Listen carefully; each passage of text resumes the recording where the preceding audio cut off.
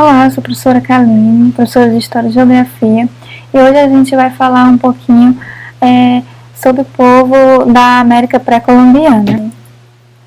Dando continuidade, a gente vai falar um pouquinho sobre a civilização asteca, né, que existiu ali mais ou menos onde fica hoje o México. Os astecas, né, a sociedade asteca, ela nasceu mais ou menos por volta do século XIV, né, e ela foi destruída no século XVI com a chegada dos europeus, certo? Ela vai ser uma sociedade também teocrática, baseada em deuses, né, politeísta. Então, nessa sociedade nós vamos ter grandes cidades, né? A capital, Tenochtitlan, né? E outras duas cidades bem grandes também, Texcoco e Tacuba, né? Essas três cidades, geralmente, elas vão se unir contra os inimigos e também na conquista, né, de outros territórios. Por isso que, diferente da sociedade maia, nós vamos ter os astecas entendidos como um império, né? Eles funcionavam também como cidades-estados separadas, mas tinha essa cooperação entre elas, tá? A sua capital, Tenochtitlan, ela foi construída onde hoje fica a cidade do México, né? Capital mexicana. Então, basicamente, foi construída em cima de um lago, né? Uma cidade imensa, que deixou os europeus muito impressionados, né? Que possuía cerca de 150 mil pessoas morando na cidade, que é maior do que a população de muitas localidades na Europa no período, né? E então, eles eram compostos, como eu já falei, por uma sociedade guerreira e teocrática, né? Então, os homens, eles eram treinados para a guerra, né? E para a conquista de outros povos, né? Falando um pouquinho mais da sociedade, nós também vamos ter ela dividida em castas, né? Assim como a sociedade maia. E também em 3 níveis, em que na base nós vamos ter os escravos, né? Esses escravos vão trabalhar principalmente na agricultura, na lavoura e também no exército, né? Mas como na base do exército. Nós vamos ter no meio os artesãos, os comerciantes, os camponeses, e no centro nós vamos ter ali o imperador, né? O líder do imperador, os sacerdotes, os militares. Falando um pouquinho sobre a economia asteca, né? Também era uma economia agrária, em que eles plantavam gêneros como milho, batata, feijão, também cultivavam o tabaco, que era utilizado como planta medicinal, né?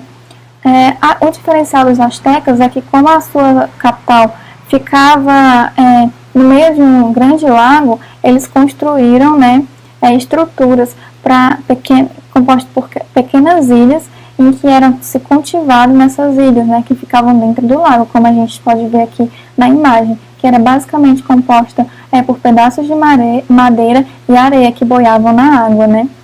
Eles vão praticar o comércio com outros povos, né, vão, por exemplo, importar artigos como penas e algodão, né, e eles também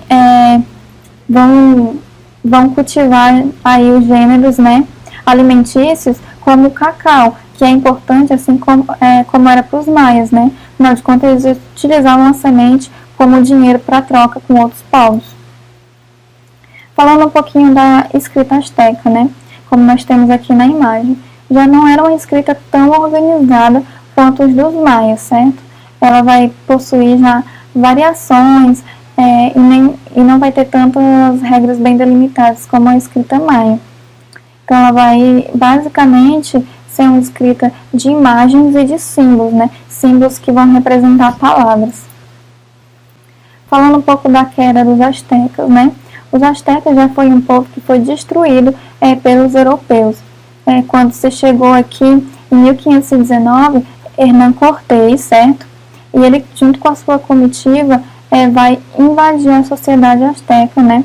E eliminá-la. Basicamente, ele vai ter o apoio de alguns outros povos que viviam ao redor, né, e que geralmente eram dominados pelos astecas e que eram obrigados a pagar impostos para eles, né, e por isso que ele vai ter uma facilidade maior de dominar esses povos. Ele vai, inclusive, possuir intérprete entre essas pessoas, né, ele acaba se relacionando com uma nativa, que ela conhecia tanto a língua asteca quanto a língua maia, né, dizem que ela era uma princesa de um povo da região e basicamente com o auxílio dos próprios povos da região, ele domina os maias, né? Isso tem, enfim, o Império, perdão, eles dominam os astecas e tem, enfim, o Império Azteca. Falar um pouquinho da civilização Inca, certo? Os Incas, eles ocuparam a maior faixa de terra, o maior território entre os três, né? Que corta ali norte a sul da América do Sul. Disso, inclusive, que eles manteram relações comerciais com os nativos brasileiros, né? Eles vão se denominar de Impérios das Quatro Direções, justamente por causa também da extensão do seu território, certo? Eles existiram ali entre o século XIII e o século XVI e também tiveram seu fim pelas mãos dos europeus, né? Eles vão possuir, então, essa localização privilegiada, né? Já que no seu domínio ficava a Cordilheira dos Andes e por conta da altura eles tinham como saber se o perigo se aproximava e também tinham dificuldade aí para que os inimigos conseguissem alcançá-los. A sociedade Inca, assim como as outras duas, ela também vai ser dividida em classes sociais, né? Nós temos algumas aqui que podem ser vistas através da imagem. Nós vamos ter a aristocracia, em que era composta essa classe mais alta, basicamente pelo imperador, pelos sacerdotes, pela família do imperador. Nós vamos ter as curradas, né? E que nessa classe ficava basicamente espécies de governadores, já que o Império Inca era tão grande, eles colocavam administradores, né, nas suas cidades. E esses administradores vão ser esses governadores, certo? Nós vamos ter os Ratunhuna, que vão basicamente ser os agricultores e os artesãos, né, que desempenham atividades manuais. Os Yanacotas, que vão ser os servos, e os Mitimais, que vão ser os prisioneiros de guerra, né, como os escravos das outras duas civilizações. Falando um pouquinho da economia inca, né, eles vão praticar bastante a pecuária, né, com a criação de animais como lhamas, vicunhas, né, que eles vão utilizar a pele.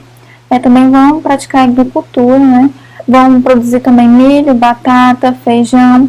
O diferencial deles é o sistema de irrigação que eles utilizam e a forma que eles plantavam, que assim como os astecas vai ser um pouco diferente do convencional, né?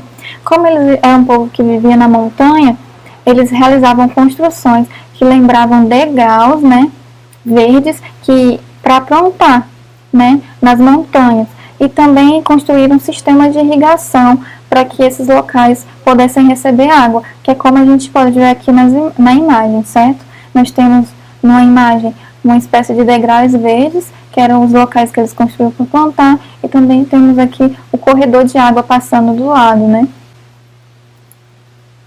Então, aqui nós temos mais uma imagem de como seriam esses locais que eles construíam para a plantação, certo? A forma mais comum de trabalho deles era através da mita, em que o imperador sorteava famílias, né, que essas famílias trabalhavam de 3 a 4 meses nas minas de ouro, nas minas de prata. Eles já tinham uma consciência que esse trabalho trazia malefícios para a saúde, por isso havia esse rodízio de que as famílias ficavam poucos meses trabalhando nos locais, certo? Eles recebiam também um pagamento por esse trabalho, geralmente esse pagamento acontecia em gêneros alimentícios, certo? E aí nós vamos ter a religião inca, né? Assim como as outras duas, a sua religião vai ser politeísta, né? Em que vai se cultuar, principalmente nesse caso, a lua e o sol, e vai se acreditar na existência de um equilíbrio, né? Entre o negativo e o positivo que tem que existir, certo? Eles também vão realizar sacrifícios humanos, basicamente de mulheres e crianças. Inclusive eram realizados grandes sacrifícios, né? Com muitos mortos. Um dos motivos que nós conhecemos, né, a forma em que eles realizavam seus funerais, como os sacrifícios aconteciam, é através dos incas, né, em que são encontrados vários corpos próximos, né, na Cordilheira dos Andes. Ali é comum em que se achem esses túmulos, né, em que várias pessoas eram enterradas, pessoas geralmente que eram mortas nesses rituais, né, túmulos de crianças, 6, 7, 8 crianças, que eram oferecidas aos deuses ao mesmo tempo. Então, falando um pouquinho da queda deles, né? O Império Inca ele vai cair em 1532 com a chegada de um outro europeu, né? Que é o Francisco Pizarro. Ele chega aqui e quando ele chega, ele encontra dificuldade para alcançar os incas, afinal de contas eles ficavam nas montanhas, né? Só que ele consegue contato com o imperador inca e acaba havendo ali uma briga em que muitos incas são mortos durante essa, podemos chamar de reunião. Então, a gente vai ter esse imperador inca sendo dominado, né? E aí ele vai ficar preso e depois ele vai ser morto pelos europeus, mesmo ele tendo oferecido em troca da sua liberdade um quarto repleto de ouro, que era o principal foco dos europeus, né? Encontrar os metais preciosos. E aí a gente vai ter o início de uma guerra, né? Mas o povo acaba sendo dominado, porque eles tinham armas rudimentares, ao contrário dos europeus, que vão se utilizar de armas mais avançadas e do cavalo, né, como animal na guerra.